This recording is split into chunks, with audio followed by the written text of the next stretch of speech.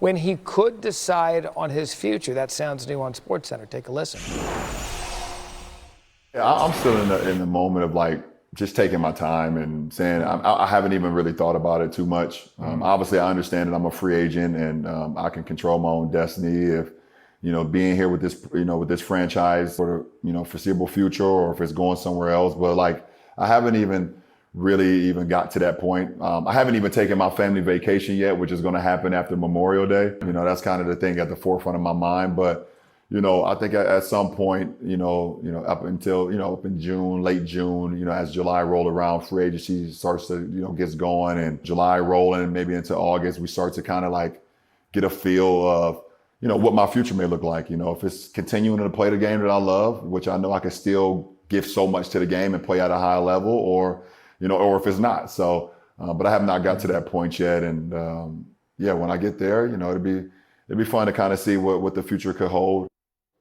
But first, a lot of golf for LeBron. That's coming. Reaction, Danny, you start. He just doesn't want to be bothered with the questions right now. He doesn't want to think about it right now.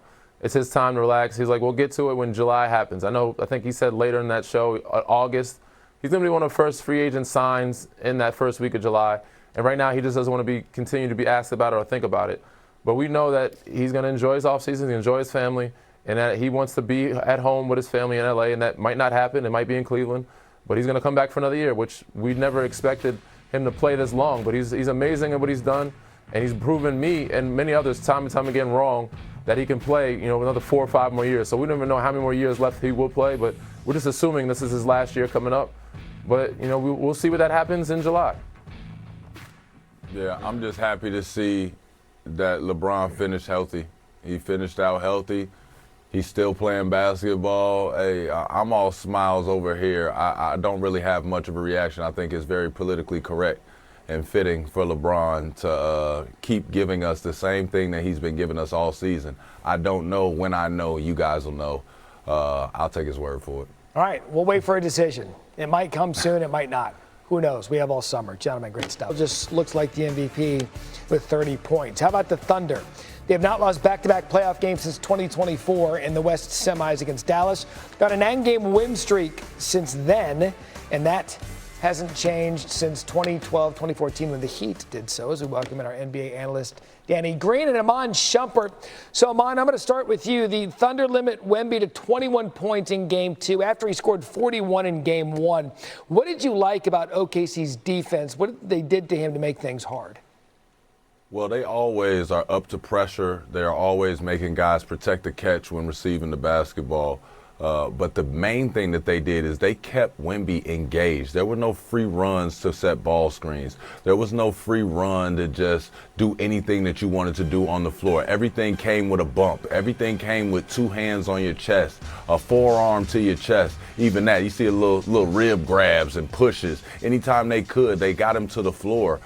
They just decided you're not going to roam free anymore. When you roam free, you're allowed to influence the game in way too many ways, and they just limited his ways that he can influence the game by staying physical. The good thing about that is Wemby is going to be able to now look at the film, see those spots that they picked to do that to him, and try and keep himself free to be able to move around and be an asset for his team. Yeah, all the greats do, man. They're going to figure out ways. You can't throw a steady diet of anything at him. So Isaiah is going to be physical. I'm sure the referees will try to clean that up, and San Antonio will probably send in a tape. But if they're going to be this physical with him and allow him to bump them and grab and hold, I worry about his fatigue and the minutes that he's playing. Him having to play close to 50 minutes in Game 1 and this amount of minutes in Game 2, that energy that he has to get put back rebounds of his own shot, they're going to be very much a lot less in Games 4, 5, and 6 if he has to continue this up. So OKC's doing a great job of being physical with him.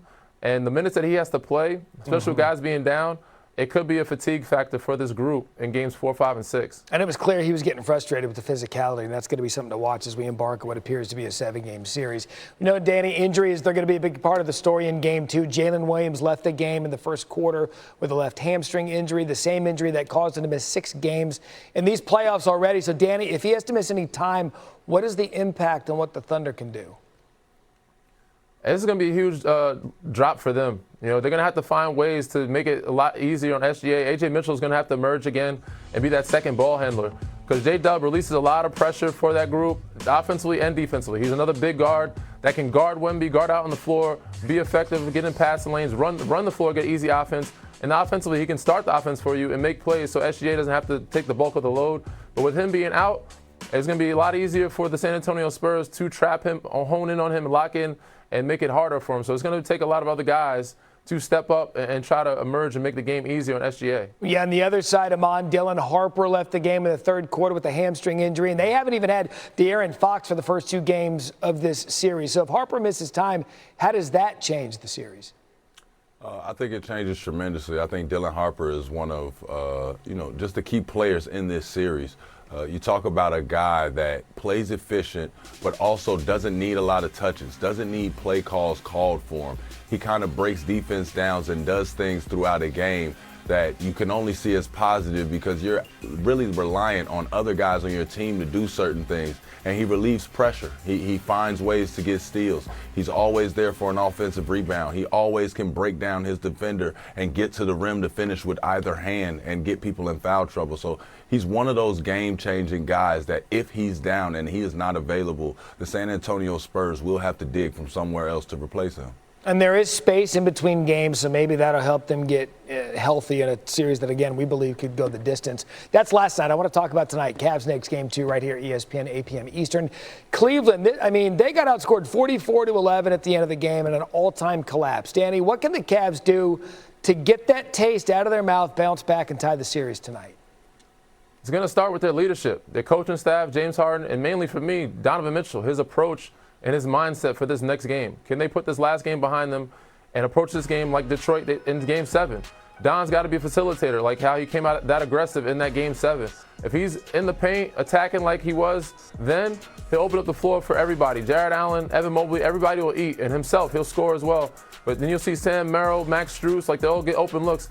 But it starts with Don and him being aggressive and attacking the paint. If he does that, they can turn the series around. Yeah, just be who you were really for the entire game until the 40+11 run that got the Knicks back in it. And Iman, that run that I talked about was because the Knicks struggled for most of Game 1, albeit they got the win. So what do they have to do tonight to kind of get off to a better start so they don't need another historic comeback? I think just continuing on that momentum that they left off with in Game 1. They figured it out. The great thing about being in the playoffs and having those games that don't particularly look as good. I saw fans kind of leaving the Garden early, trying to beat the traffic at the end there, and just kind of threw in the towel on the team. You see this happen all the time, but if you can figure it out and go into a Game 2 knowing you have home court advantage and say, hey, we didn't even play our best basketball. We figured out how to win. You start to write your own story and start that feeling that no matter what, we are always in a game. No matter what, we can always come together and we can figure it out. Even if we don't have the prettiest version or the best version of ourselves come forward, we can still figure it out, because if we do get rolling, which I think they will get rolling, being Game 2 is usually that adjustment game that you see the home court advantage really kick in. With this being Game 2, I'm just expecting New York to get rolling early and often. Listen, this could be prisoner of the moment, but I think both of these conference finals are going to be absolutely outstanding to watch the rest of the way. One more thing before we get you out of here. LeBron James, he's a free agent, and on his Mind the Game podcast today, he talked about